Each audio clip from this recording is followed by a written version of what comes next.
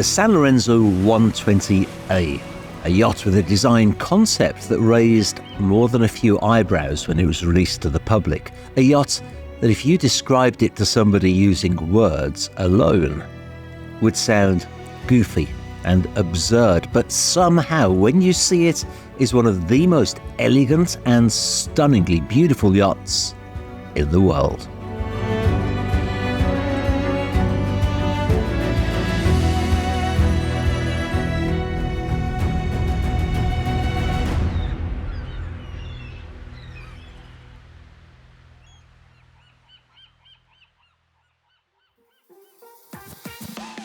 That may seem like an odd introduction for what is clearly a gorgeous yacht. So let me explain.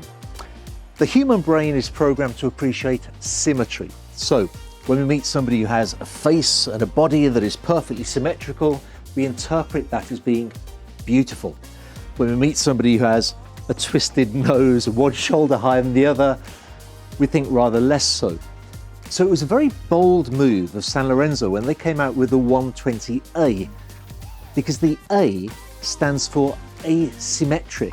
And in fact, if you look carefully, you'll see that down the starboard side, we have a side deck, just like with just about every other yacht of this kind in the world.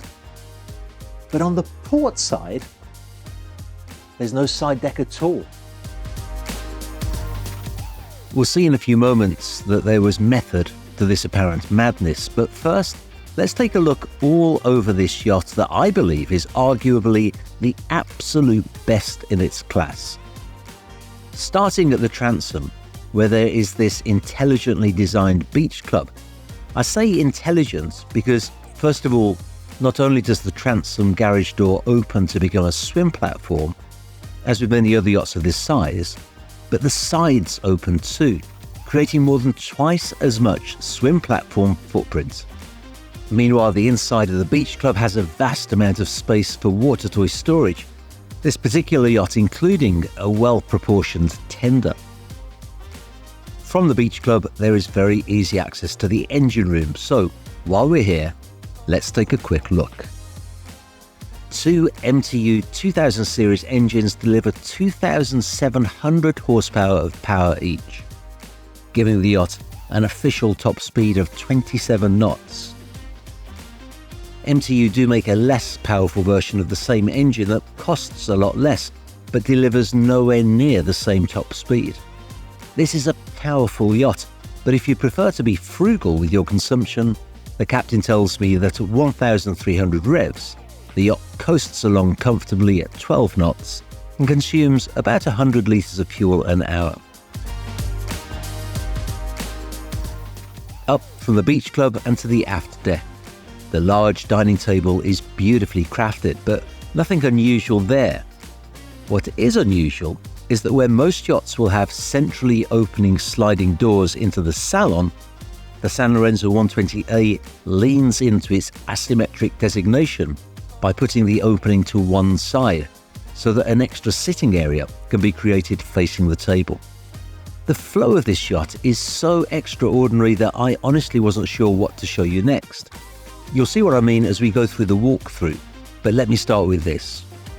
Where on most yachts a side deck is situated on both sides, this yacht has access to the flybridge. And what a flybridge it is.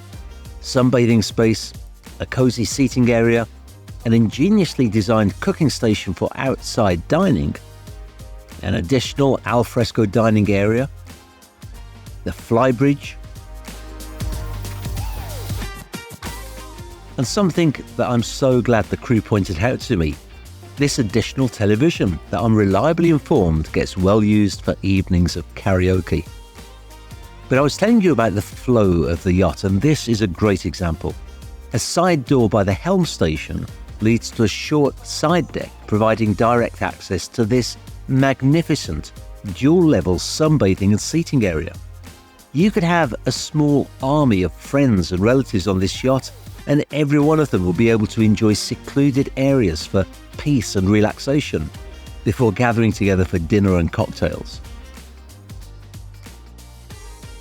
But the wonderful flow of this yacht doesn't end there, because here there's another door that leads you back inside the yacht. I don't want to spoil the surprise though, so I'll let Slava take you back to the aft deck and I'll meet you there to let you in.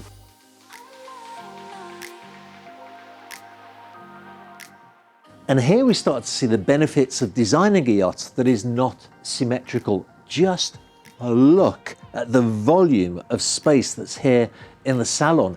A few weeks ago, I produced a vlog that was comparing the Sanlorenzo 120A with another 120-foot yacht.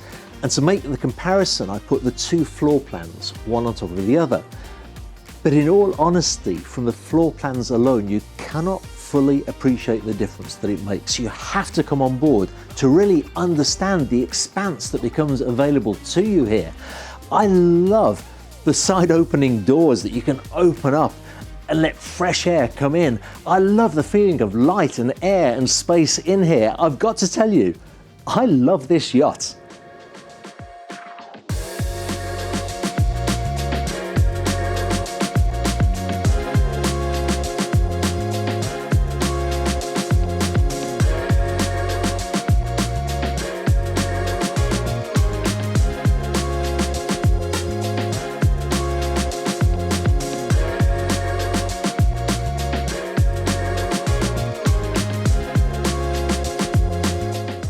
This Sanlorenzo, called Blue Angel, was built to order for a long-standing Sanlorenzo client, and it really is quite unique. Here we have an elevator that goes through 3 decks of the yacht. Further forward, we have a beautifully appointed day head. And then further forward still, we have the galley. How unusual is this? Usually the galley is located on the port side of the yacht and it's kind of squashed in, almost like it's an inconvenient necessity for the yacht designer. Not here, smack bang in the middle of the vessel, taking pride of place. It's almost like Sanlorenzo looked at the only thing that was asymmetrical on other yachts and they made it symmetrical on this yacht.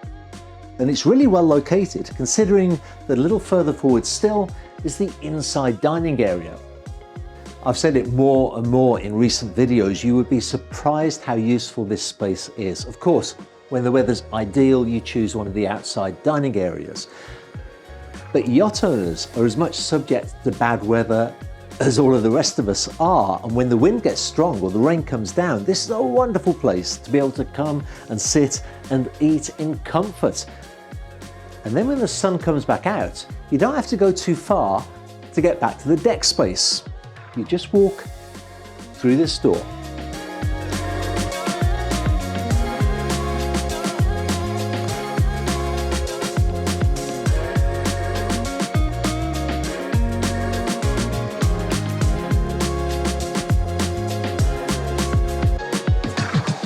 Below deck, we find the staterooms, 4 in total. 1 double, 2 singles,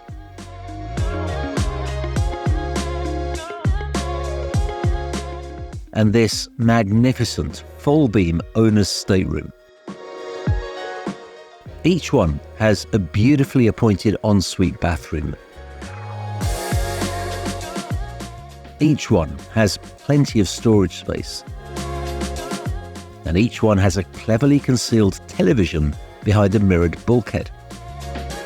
With regards to the crew spaces on board, if you exit the galley to the starboard side of the yacht, you'll find a small crew dinette with a staircase to the crew accommodation.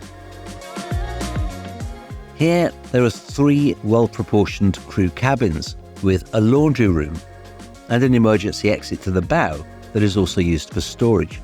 I took the opportunity to speak with the stewardess about these arrangements since I expected to see a larger dinette. Her comment was that these were some of the best-sized cabins of any yacht that she had worked on. She far preferred having a larger area for her personal space than sacrificing her space for a communal area. I have to say that the crew cabins really were well-sized.